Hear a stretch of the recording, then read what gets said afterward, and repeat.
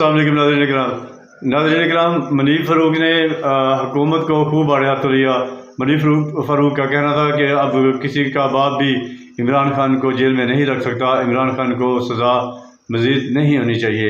आइए पहले ये वीडियो देखते हैं, इस पर बात करते हैं। बाटा साहब के भी दोस्त थे, हमारे भी दोस्त थे, आपके भी होंगे और डेफिनेटली शहजाद भाई के भी होंगे।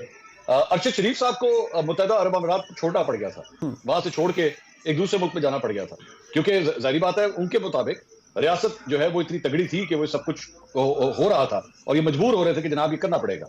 आज क्या रियासत इतनी कमजोर हो गई है कि वो एक शख्स जिसके अगेंस्ट इतना बड़ा केस है, वो मुत्तहदा अरब अमीरात के अंदर इतना बड़ा हाउसिंग प्रोजेक्ट खोल रहा है, उसको कोई पकड़ने वाला नहीं है। वहां की हुकूमत से आप कोई बात भी नहीं कर सकते कि जनाब इसके ऊपर बड़े सवेर किस्म के चार्जेस हैं, इन्हों सानू दो, इन्हों साडे हवाले करो।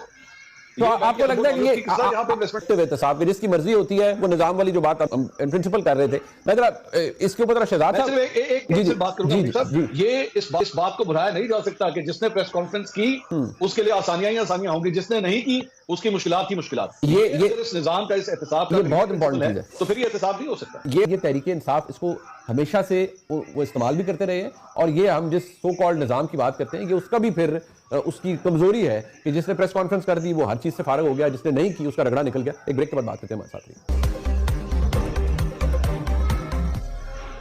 तो फिर आपको शामिल करते हैं। वाटर साहब, एक बात, ये मंसूर अली खान साहब ने अभी वैलिड पॉइंट रेस किया था, जिन्होंने प्रेस कॉन्फ्रेंसेस की, जो एक ही गाड़ी में थे, कई लोगों का पता ही नहीं है, कई लोगों के नाम आए शुरू में कि जी इतनी कॉल्स इन्होंने की हैं, इतनी कॉल्स की हैं, वो बाद में उनका पता ही नहीं चला वो कहां गए।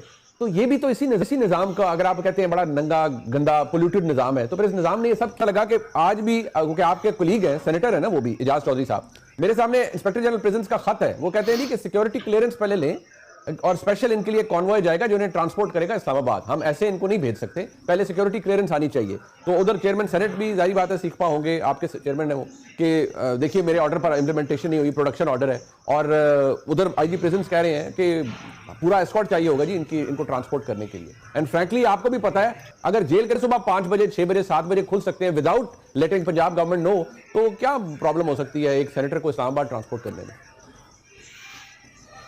देखिए मुनीब भाई, सबसे पहली चीज़ तो ये है कि आपकी बात ठीक है कि प्रेस कॉन्फ्रेंस जिन्होंने की, वैसे मैं करेक्ट करता चलूँ कि मैं उनमें से भी नहीं था, क्योंकि मैं तो बहुत पहले निकाला गया था, मेरे निकलने के नहीं, मैं आपकी बात नहीं कर रहा, मैं तो 9 मई के हवाले से बात कर रहा हूं। आप तो नहीं, वैसे आई टोटली एग्री, मैं एग्री करता हूं मंसूर साहब की बात से, बिल्कुल एग्री करता हूं, 100% एग्री करता हूं। नंबर 1 तो यही वाह करने का तो फिर मजा भी लें सर। फिर आप जब आपसे जरा सी इधर बात करें तो आप जैसे लोग कहते हैं आप जमहूरियत के खिलाफ बात कर रहे हैं, आप तो उस साइड की बात कर रहे हैं। मैं तो उस वक्त भी क्लियर था, आज भी क्लियर हूं।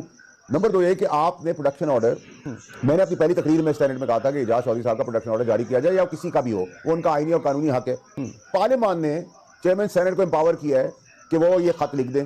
अगर एस्टैब्लिशमेंट ने रोकना होता तो ये खत किसी का बाप नहीं निकाल सकता था, तो एस्टैब्लिशमेंट का तो इसमें कोई रोल नहीं है। इसमें रोल है पुलिस को कंट्रोल करने वाला सीएम पंजाब है।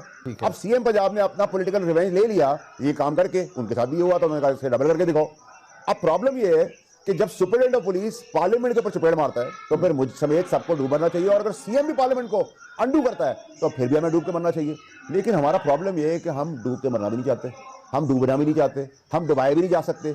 प्रॉब्लम सारा ये है कि बिल्कुल सही है, जितनी बड़ी फाइल होगी, जितना बद किरदार आप होंगे, जितनी आपकी ऑडियोज वीडियोज करप्शन की फाइलें, जितने गंदे आप आपकी बात को 500% डोज करता है। अच्छा चलिए, need to have files, but if this is the rule of the game that this is something which we are witnessing, but एक बात मुझे ये बताएं कि ये जो फिर बहरहाल, अब ये भी वैसे मैं वो एक जुमला बड़ा अच्छा कहते हैं हमारे बड़े भाई हैं मदर अब्बास साहब के, ये जमहूरियत ही है कि जमहूरियत में रहकर भी आप जमहूरियत को गालियां देते हैं और अमरीत में रहकर भी आप जमहूरियत को गालियां देते हैं, तो हम रगड़ा तो फिर बहरहाल जमहूरियत का निकलता है। लेकिन मैं सिर्फ इतनी बात करूंगा कि इस पूरे मामले में ये जो मुज़ाकराती अमल है वाडा साहब, इसमें हुकूमत कहती है हमसे वो मांगे जो हम दे सकते हैं, हमारे कद छाती से ज्यादा ना मांगे हमसे। DGISPR का पिछले साल 7 मई 2024 का मौक़िफ़ सामने है, उन्होंने कहा कमीशन की बात करते हैं, कमीशन उस चीज पर बनता है जिसके बारे में कोई भाम हो, तो फिर तो कुछ देने के लिए है ही नहीं हुकूमत के पास, तो फिर ये मुज़ाकरात वाकई ड्रामा है। देखिए मुनीब साहब, एक तो इस कमीशन का जिक्र चलता है, इस कमीशन को भी आज तक कोई नोट में पकड़ नहीं सका, तो अफसर पकड़ा गया सस्पेंड कर दो, लीडर पकड़ा करप्शन का, तो अब करप्शन इसकी एक्सेप्टेबिलिटी होगी सोसाइटी के अंदर। अच्छा ये चोर है लेकिन पैसे वाला है, चलो भाई आ जाओ तफसील हाथ के साथ, तो इसमें भी कोई क्लैरिटी आपको बहाम नहीं होना चाहिए। दूसरी चीज़ ये कि आप जो बात कर रहे हैं कि आप कि ये जो सारा निज़ाम जिस तरीके से अनफोल्ड होता चला जा रहा है, उसमें आप मुझे बताएं ना कि अब रह क्या गया है। रहे आपके ये, क्योंकि आपकी 100 साल की जमहूरियत में आप इवॉल्व नहीं हुए हैं, हम सबकी शॉर्ट मेमोरी फाइल्स हैं, ये मामला आपका आगे बढ़ नहीं पा रहा। आप वही काला सफ़ेद का खेल कर रहे हैं, क्योंकि जमहूरी ड्रामे के अंदर यही जमहूरी किरदार हैं जो इस पूरे कमरे में मौजूद है। ABCDEFG इसी के बीच में घूम रहे हैं। जहाँ तक ये आप मजाकरात ऑब्लिक मजाक की बात कर रहे हैं, तो मैं समझता राना सनाउल्लाह साहब ने आपको खरे लफ्ज़ों में बता दिया। मुझे वो आदमी इसलिए पसंद है कि वो बहादुर आदमी है, तो उसने बता दिया। और तीसरी चीज़ है कि अगर आप कमीशन की बात करते हैं और कमीशन बनाने की बात करते हैं तो बिल्कुल बनना चाहिए, 26 का भी बनना चाहिए, नवंबर का, 9 मई का भी बनना चाहिए। लेकिन जब फिर दूसरी पार्टी बैठेगी तो वो कहेगी 14 से शुरू करें।